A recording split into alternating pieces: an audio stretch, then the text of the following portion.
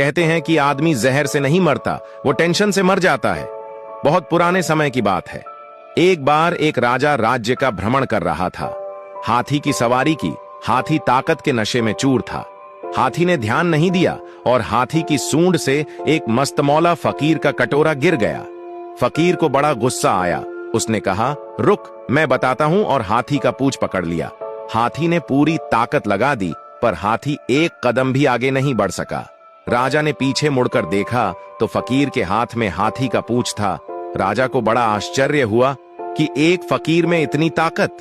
राजा फकीर के पास में गया और बोला कि आपकी जगह फुटपाथ पे नहीं है, आपकी जगह तो राज दरबार में होनी चाहिए। आप इतने ताकतवर हैं, आप हमारे साथ चलिए। आपको कुछ नहीं करना है, केवल राज दरबार के राज मंदिर में एक दीपक जलाना है। सुबह 4 बजे आरती करनी है और कुछ नहीं करना। फकीर ने कहा, ठीक है, अच्छा खाने पीने को मिलेगा। थोड़े दिन बीते हैं कि एक दूसरे राज्य का राजा से मिलने आया। राजा ने रौब जमाने के लिए बोल दिया कि हमारे राज्य की सेना और प्रजा की तो बहुत दूर की बात है। हमारे राज्य के तो फकीर भी इतने ताकतवर हैं कि एक बार तो हाथी को पकड़ ले तो हाथी भी एक कदम नहीं बढ़ा सकता। राजा ने कहा कि हमें तो दिखाओ, तब मानेंगे। राजा ने कहा, ठीक है। राजा ने फकीर को बुलाया और कहा, बात का सवाल है, ध्यान रखना, आज अपनी ताकत दिखाओ। फकीर ने कहा, ठीक है, हाथी को बुलाओ। फकीर ने हाथी का पूंछ पकड़ा, मगर अब की बार पासा पलट चुका था। हाथी फकीर को घसीटते हुए ले गया।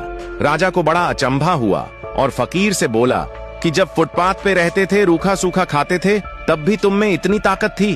अब तो तुम राज दरबार में रहते हो, 56 प्रकार के भोजन करते हो, तो ताकत कहां गई? फकीर जोर से हंसा और बोला, ताकत को टेंशन खा गई। पहले मेरी कोई टेंशन नहीं थी। कब उठना है, कब जागना है, कब सोना है। अब रात को सोता हूं तो टेंशन लेके सोता हूं कि सुबह 4 बजे उठना है, दीपक जलाना है, आरती करनी है। टेंशन मेरी ताकत को खा गई। यही हालत आज के समय की है।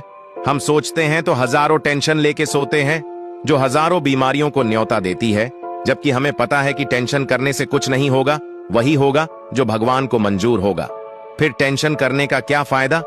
आनंद से जिए, मजे करे, जय श्री राम।